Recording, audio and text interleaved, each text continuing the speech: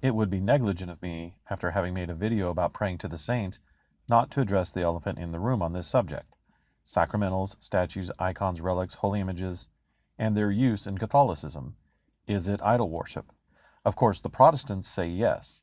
They offer the second commandment in their version of the Ten Commandments as proof. Exodus 20, verse 4. You shall not make for yourself a graven image, or any likeness of anything that is in heaven above, or that is in the earth beneath, or that is in the water underneath the earth. You shall not bow down to them or serve them. And to be fair, the idea of a Catholic bowing down before a statue of Mary in prayer is, well, it's understandable they would think that. But here's the interesting thing about the Old Testament, and this goes for every Christian denomination. When something in the Old Testament verifies your doctrine, it's quoted as authoritative. But when it doesn't verify or even contradicts the doctrine, they say, well, that's the Old Testament. That was changed with Jesus. So I could rest my argument on this and say, well, that's the Old Testament. That was changed with Jesus. I could point out that we've been released from the law, and not just the ceremonial law, but the rigidity of the moral law as well, though not the spirit of the law. I could point out that Paul explains this in Romans 7, verse 2. Thus, a married woman is bound by law to her husband as long as he lives. But if her husband dies, she is discharged from the law concerning the husband. Accordingly, she will be called an adulteress if she lives with another man while her husband is alive. But if her husband dies, she is free from the law, and if she marries another man, is not an adulteress.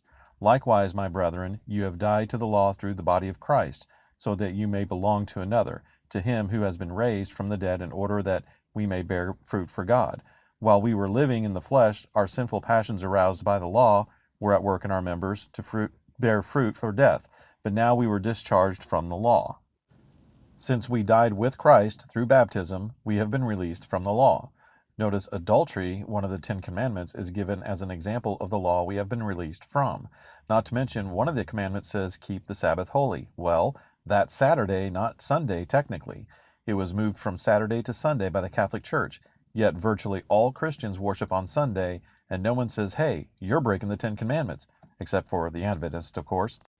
Also, Paul says in several places in the Bible that if you hold to one aspect of the law, you are bound to obey the whole thing. So if Protestants point their finger at us for breaking the second commandment, yet they worship on Sunday, they're going to be held accountable for not worshiping on Saturday.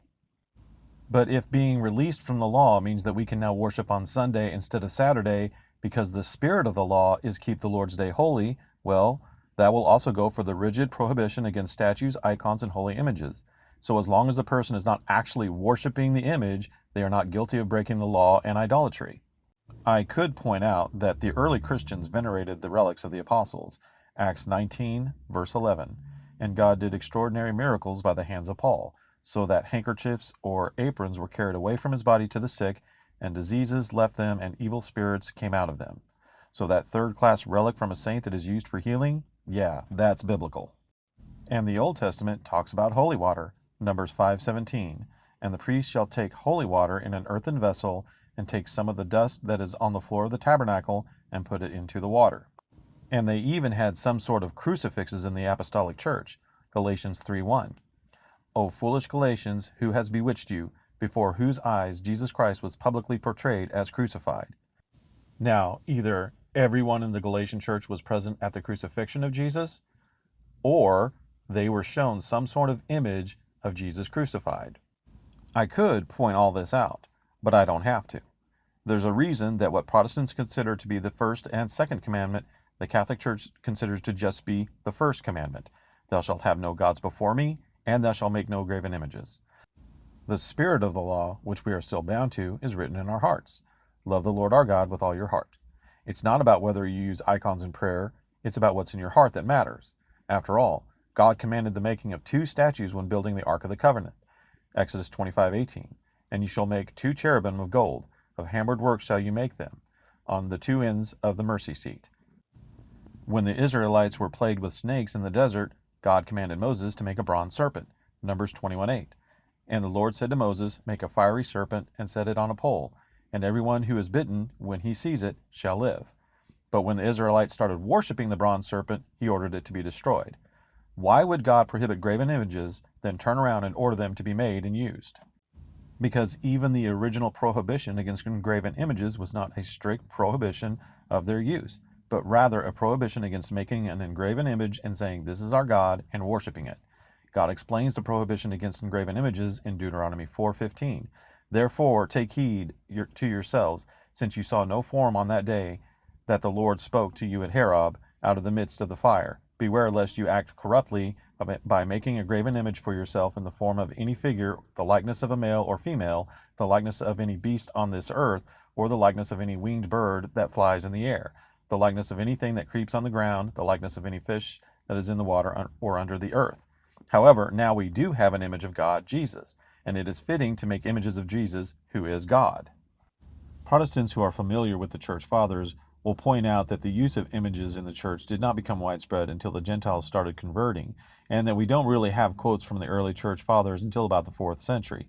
And this is true, but this could be for several reasons. 1, they were expensive and the church was poor until the Roman conversion. 2, the Jews weren't accustomed to the use of sacred images and the Gentiles were. And 3, Christians were in hiding until Constantine, and the use of Christian sacred images could be deadly. However, we do have plenty of quotes in the early church centuries concerning the use of saintly relics. The martyrdom of St. Ignatius of Antioch, written around 117 AD, for only the harder portions of his holy remains were left, which were conveyed to Antioch and wrapped in linen, as an inestimable treasure left to the holy church by the grace which was in the martyr. And the martyrdom of Polycarp, written around 155 AD. Accordingly, we afterwards took up his bones as being more precious than the most exquisite jewels, and more purified than gold, and deposited them in a fitting place, whither, being gathered together as opportunity is allowed us, with joy and rejoicing, the Lord shall grant us to celebrate the anniversary of his martyrdom, both in memory of those who have already finished their course, and for the exercise and preparation of those yet to walk in their steps. And of course, I could quote many more. Throughout most of Christianity, the vast majority of the population was illiterate, so holy images, statues, paintings, and so forth were used as visual and living gospels to show the story of salvation. You know, like nativity scenes during Christmas that Protestants curiously have no problem with, even though they are doing exactly what they condemn us Catholics for doing just once a year. The dogmatic and infallible teaching on sacred images from the Catholic Church comes from the Second Council of Nicaea in 787 AD, following the iconoclast heresy, where the Byzantine emperor imposed a strict ban on holy images, which he tried to impose on the West. The council determined concerning images of Jesus, Our Lady, the angels, and saints, quote, "Therefore it is proper to accord to them a fervent and reverent veneration, not, however, the venerable adoration which, according to our faith, belongs to the divine being alone." Well, there you have it. The Church allows the veneration of sacred images, but forbids their worship. Until my next video, God bless.